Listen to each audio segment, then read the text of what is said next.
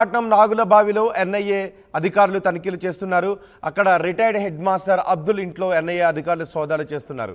బెంగళూరులో అబ్దుల్ కుమారులు నివాసం ఉంటున్నారు. కొంతకాలంగా అబ్దుల్ కుమారుల జాడ తెలియడం లేదు, వాళ్ళు ఎక్కడున్నారో తెలియడం లేదు, వాళ్ళు కనిపించడం లేదు.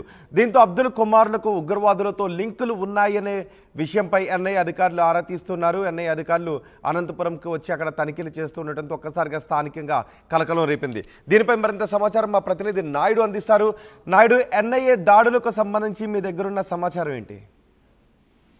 రోహిత్, ఏదైతే ఉందో అనంతపురం జిల్లాలో ఎన్ఐఏ దాడులు అనేది గతంలో కూడా చాలాసార్లు చూసాం.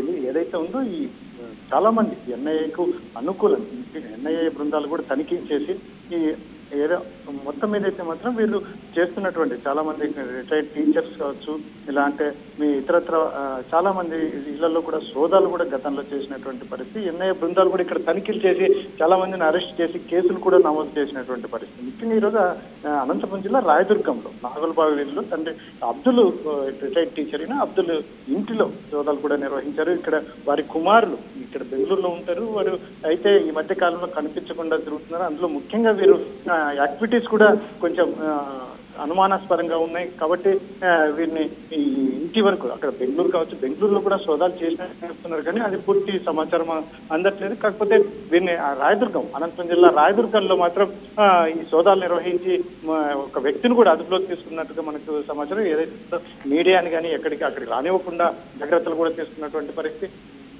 మొత్తం ఏదైతే మాత్రం ఎన్ఐఏ బృందాలు వీరికి ఎవరికైతే లింకులు ఉన్నాయి ఏంది అనేది కూడా పూర్తిగా ఎవరితోనూ షేర్ చేసుకున్నటువంటి పరిస్థితి. ఇక్కడ స్థానికంగా ఉన్నటువంటి అధికారులతో చేసుకొని కోఆర్డినేషన్ చేసుకొని దాడులు కూడా నిర్వహించినట్టు తెలుస్తుంది. ఇటువంటి పరిస్థితుల్లోనే ముఖ్యంగా ఏదైతే ఉందో ఎన్ఐఏ బృందాలు మరిన్ని సోదాలు కూడా ముఖ్యంగా జిల్లాలో ఉండొచ్చు అని కూడా కొంచెం ఇన్ఫర్మేషన్ వస్తుంది. ఇటువంటి పరిస్థితుల్లోనే మరి ఎన్ఐఏ దాడులు అయితే మాత్రం ఎక్కడ వారు ధృవీకరించట్లేదు. ఎవరిని అరెస్ట్ చేస్తున్నాం, ఎంతమందిని అరెస్ట్ చేస్తున్నాం, అసలు వీరి పూర్వపరాలు ఏంటి, వీరు చేస్తున్న యాక్టివిటీస్ ఏంటి, ఇటువంటివి అయితే మాత్రం ఎక్కడ ఎన్ఐఏ బృందాలు కావచ్చు ఇట్లా స్థానిక హెడ్ మాస్టర్ అబ్దుల్ ఇంట్లో సోదాల్లో ఏదైనా అనుమానాస్పదంగా ఉన్న విషయాలు ఏమైనా బయటపడ్డాయా? వాళ్ళ కుమారుల జాడ తెలిసిందా? అబ్దుల్ ఏమైనా చెప్తున్నారా వాళ్ళ కుమారులు ఎక్కడున్నారు అని?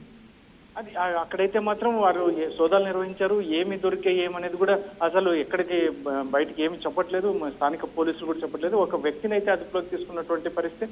ఇటువంటి పరిస్థితుల్లో మరి పూర్తి వివరాలు మరిన్ని మరొకసారి ఇటువైపు దాడులు ఉంటాయా ఈ అబ్దుల్ ఇంట్లో, లేకపోతే ఇంకా ఇక్కడ మరి జిల్లాలో మరొక చోట ఏదైనా ఉంటుందా అనేది కూడా మనకు పోలీసులు ఎక్కడ చెప్పట్లేదు.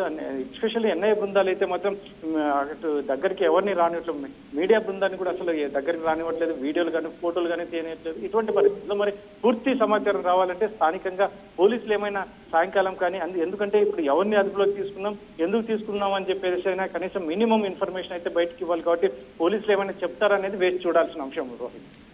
రైట్ నాయుడు, అనంతపురం జిల్లాలో ఎన్ఐఏ అధికారుల తనిఖీలతో ఒక్కసారిగా కలకలం రేగింది. రాయదుర్గం పట్నం నాగులబావిలో ఎన్ఐఏ అధికారులు సోదాలు చేస్తున్నారు. రిటైర్డ్ హెడ్ మాస్టర్ అబ్దుల్ ఇంట్లో సోదాలు జరుపుతున్నారు.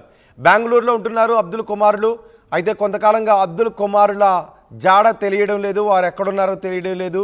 దీంతో అబ్దుల్ కుమారులు ఉగ్రవాదులతో లింకులు పెట్టుకున్నారు అనే విశ్వసనీయ సమాచారం మేరకు, ఇంటెలిజెన్స్ సమాచారం మేరకు ఎన్ఐఏ అధికారులు అబ్దుల్ నివాసంలో సోదాలు చేస్తున్నారు.